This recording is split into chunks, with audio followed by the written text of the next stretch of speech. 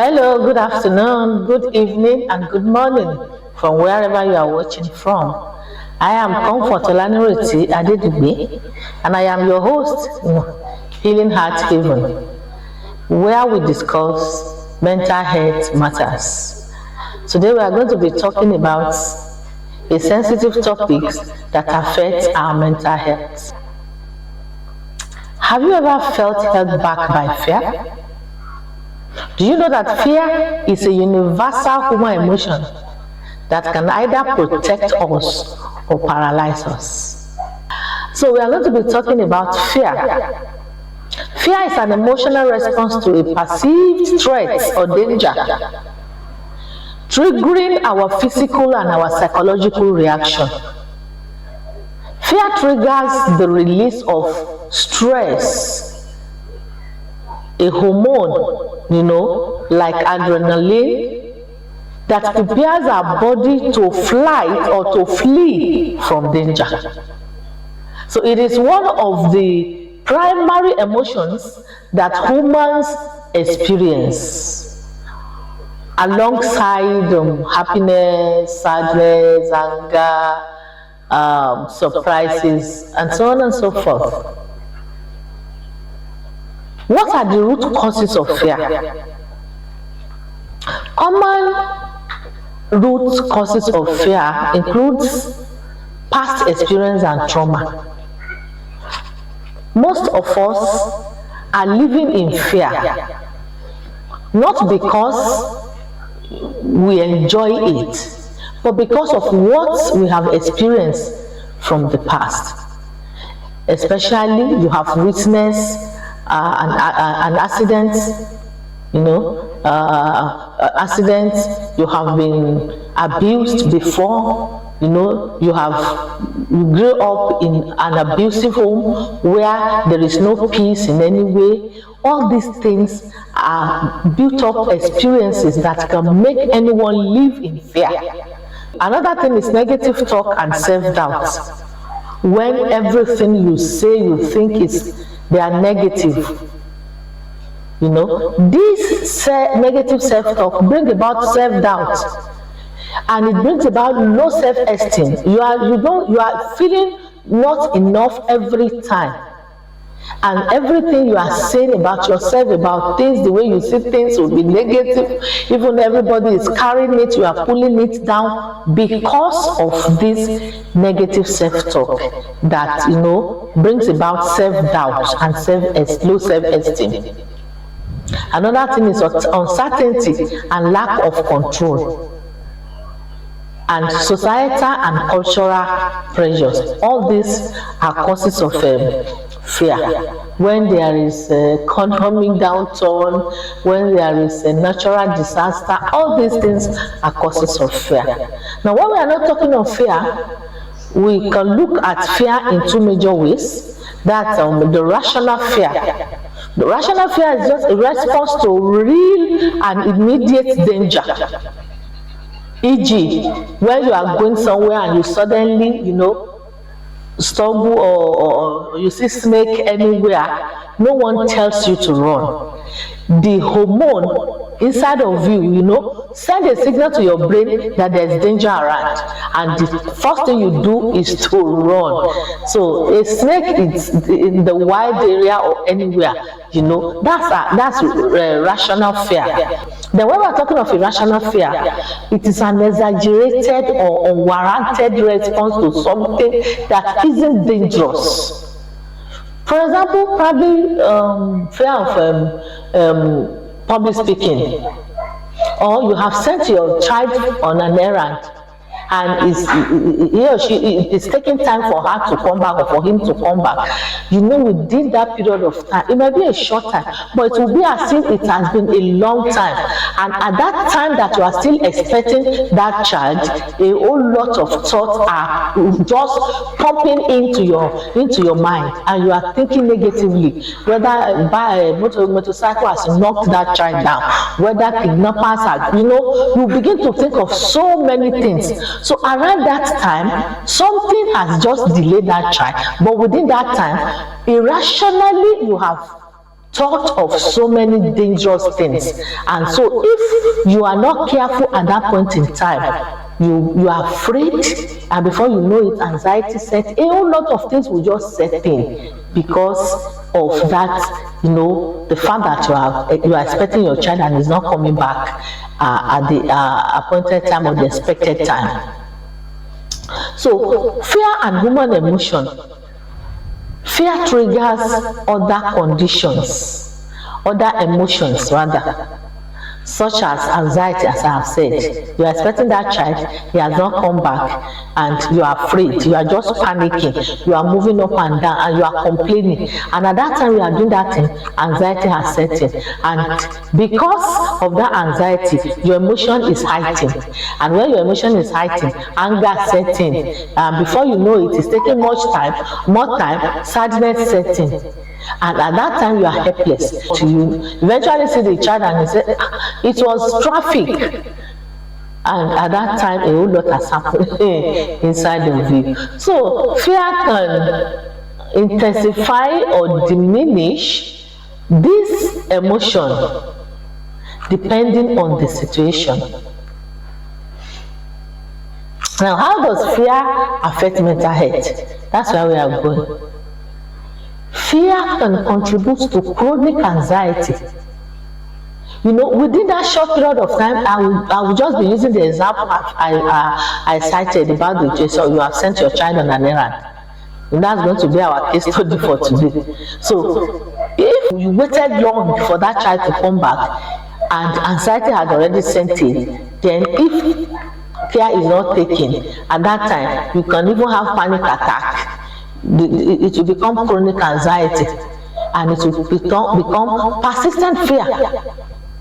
And this kind of fear can lead to anxiety disorder, affecting your daily life and functionality. Then it can also cause post-traumatic stress disorders. Fear after a traumatic event can develop into PTSD. Somebody that has been kidnapped or that has been released, somebody that has been abused and survived it, all these things, cause PTSD, where moments of the event continually trigger the fear response. You remember, there's what we call stress information. This thing comes like a flash back. It comes, intermittently, once in a while, and each time you remember, you are afraid. That fear is there. It also causes, this can lead to depression. Long-term fear can contribute to feelings of helplessness and feelings of hopelessness, leading to depression. When it goes to the state of hopelessness and helplessness, that is where depression starts from. And you don't want to live again. What is the essence of living? Everything around you has turned. There's nothing that is giving you joy. It is perpetual sadness, sorrow, pain. You hate everybody around you. Nothing works for you. You are down already. Your esteem is down. Everything. And that's when you begin to manifest depression symptoms. So avoidance behavior. Fear can cause individuals to avoid situations, limiting their personal growth and social interaction. Fear is dangerous.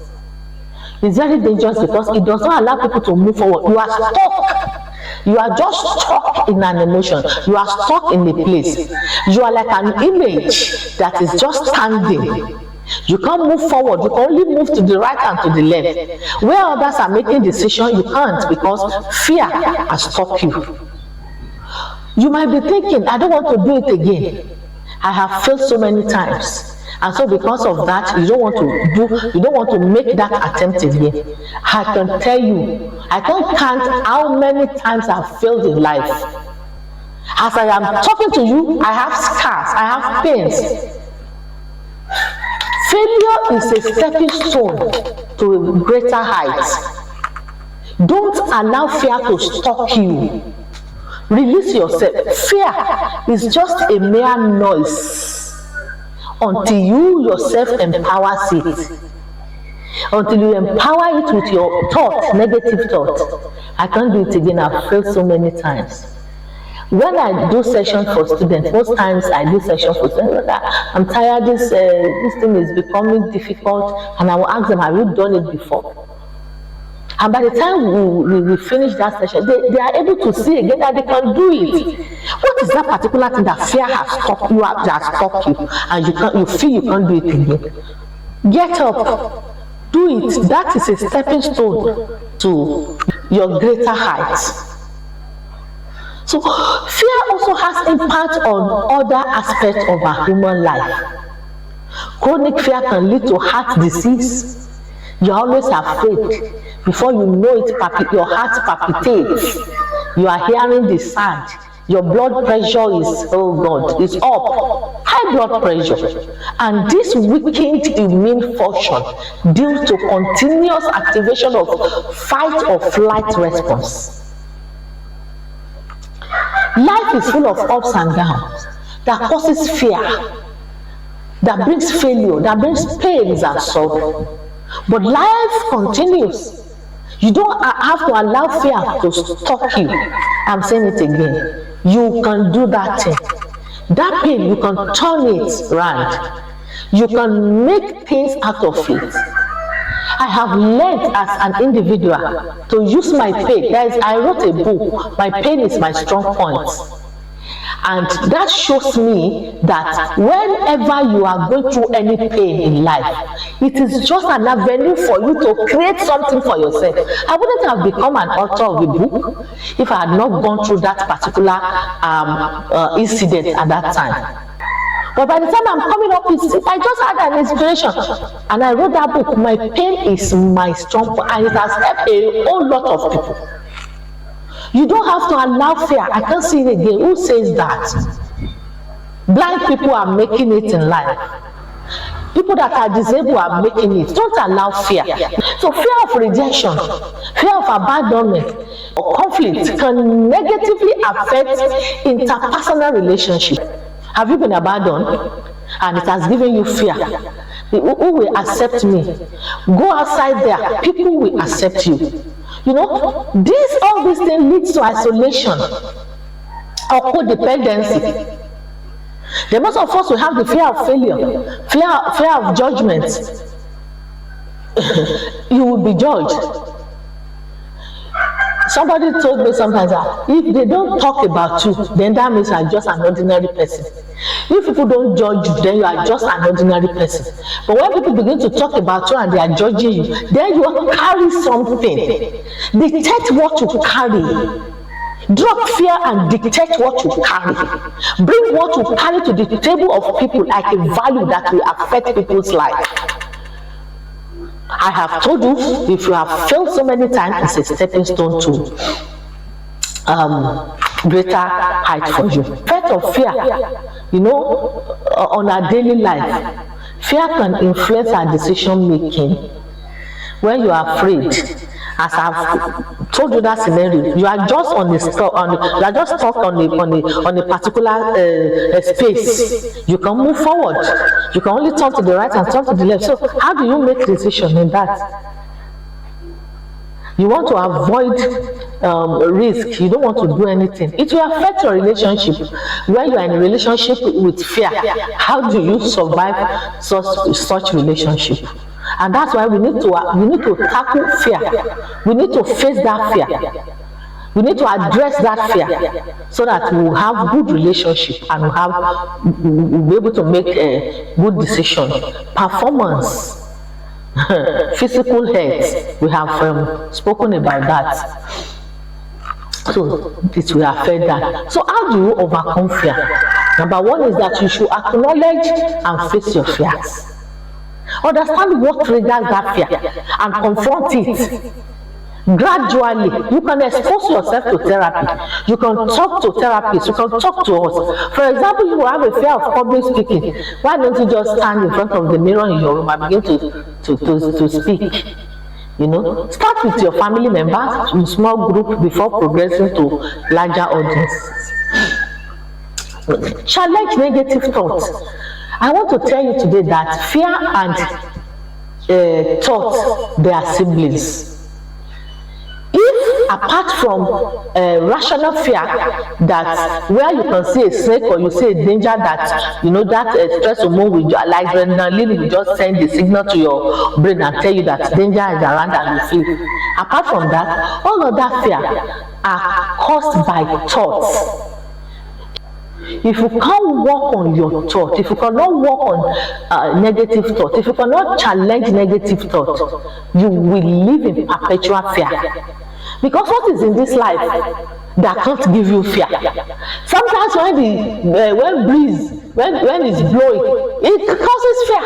Thunders and lightning, they can cause fear. A whole lot of things around us as human beings, natural disaster, fire outbreak, a whole lot causes fear. But do you know what you can use to tackle your fear? Positive thoughts. When you challenge this negative thought, replace irrational thought with logical and positive ones. Another thing is relaxation technique. When you are facing irrational fear, you begin to meditate and mindfulness. These three things helps people. Think of the good things that the Lord has done for you, that has happened to you. At least it's not that all your life you have been facing danger. There are still some things that are good. So you face it, you think of those things, and you overcome all those fear. Building resilience. Develop a growth mindset and focus on building emotional strength through challenges. Because challenges is part of our journey in life. Cultivate self-compassion and self-efficacy. Know you can do it. Know your strength. Know. And I think to build this resilience, we must be in the midst of positive people. Positive people that are full of good mindset that can help us. So building resilience is very good to overcome fear as well.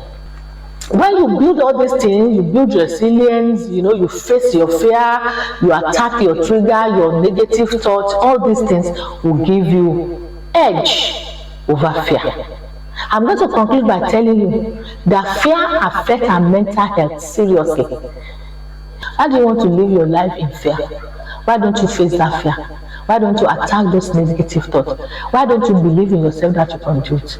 Why don't you build your resilience? Please avoid fear by staying in the midst of people that are positive. Avoid people that will give you fear. When you see people that are saying negative things, people that are not lifting your spirit, people that are hiding your emotions, avoid them. Be in the midst of people that will give you strength, that will help you with your weaknesses to achieve strength. All these things, when you are able to build them, you overcome fear. Are you not going to stand up, move out of fear, so that you have good mental well-being and physical well-being? Please, if we are able to benefit from what we have said today, kindly like, share, and comment. And please, if you have anything that you want us to discuss about, you can drop it on the comment box. Thank you for watching. God bless you. See you in our next video. Avoid fear. It can stop you. Shalom.